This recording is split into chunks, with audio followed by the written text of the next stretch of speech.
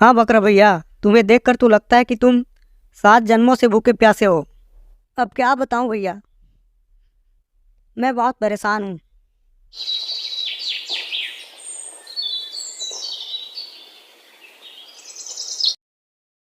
बहुत समय पहले की बात है।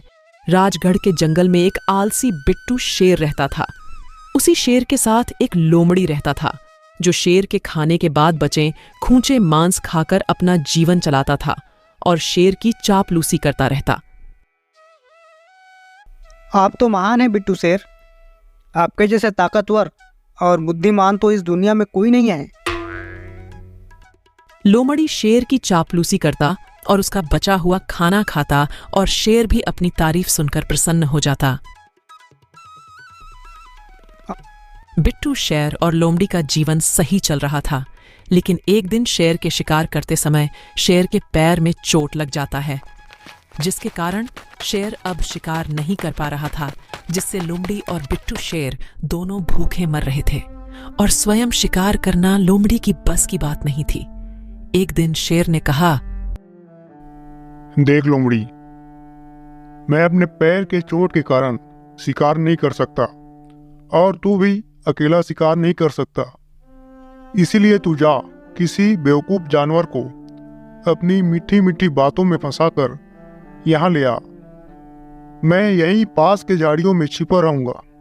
जैसे ही तू किसी जानवर को उस पहाड़ी के करीब लाएगा, मैं उस पर हमला कर दूंगा और हमारे खाने का इंतजाम हो जाएगा। लोमड़ी भी खाने के लिए तरस रहा था। उसने कहा, आपने तो मेरा दिमाग खोल दिया महाराज।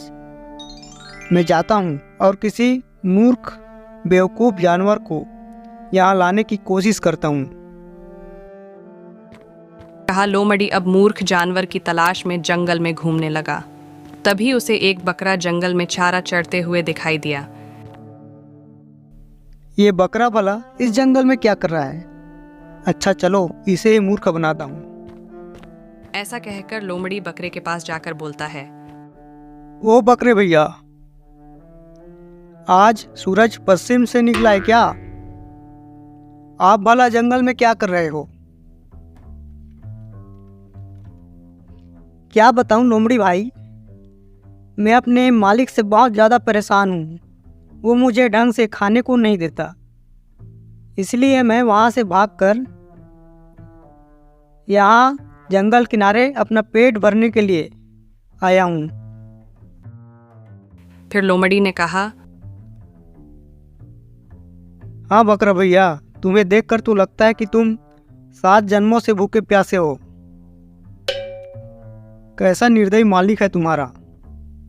बकरा बोलता है, अब क्या बताऊं भैया, मैं बहुत परेशान हूँ। फिर लोमड़ी कहता है, मेरे साथ चलो बकरा भाई, मैं तुम्हें जंगल के सबसे मुलायम और अच्छी घास के पास ले जाता हूँ। वहाँ जाकर तुम अपना पेट अच्छे से भरना। फिर बकरा सोचकर बोलता है, लोमड़ी भाई, आप ये क्या बात कर रहे हैं? मैं भला जंगल के अंदर जाऊंगा तो जंगल के जंगली जानवर मुझे मार कर खा जाएंगे। तभी लोमड़ी मुस्कुराते हुए बोलता है, अरे बकरा भाई, आपने वो न्यूज़ नहीं सुना क्या?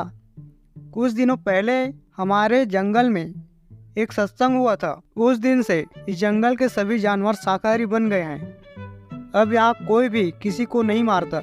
अब यहाँ सभी जानवर शाकाहारी हो चुके हैं। बकरा ने कहा, ऐसा कैसे हो सकता है?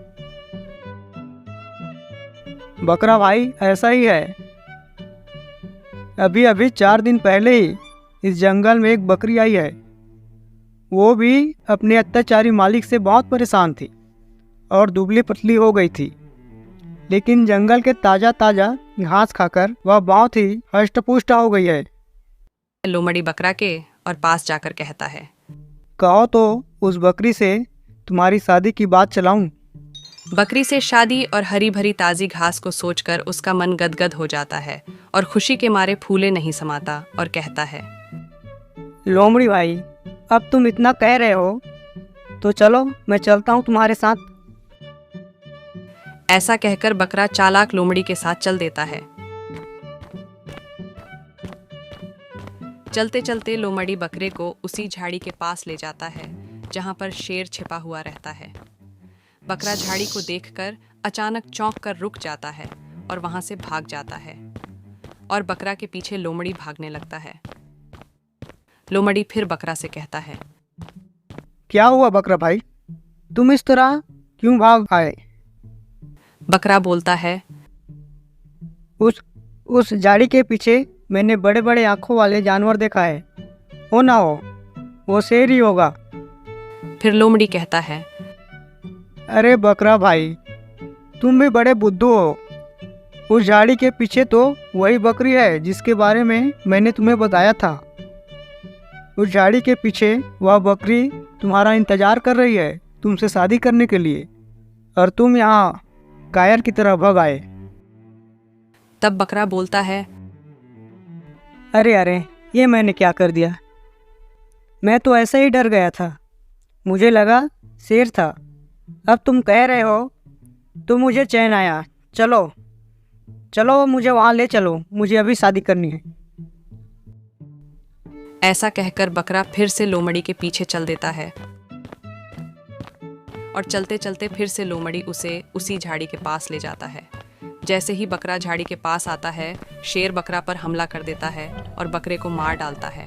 इसीलिए कहते हैं किसी की चिकनी चुपड़ी बातों में आने से पहले अपनी बुद्धि का इस्तेमाल हमें कर लेना चाहिए।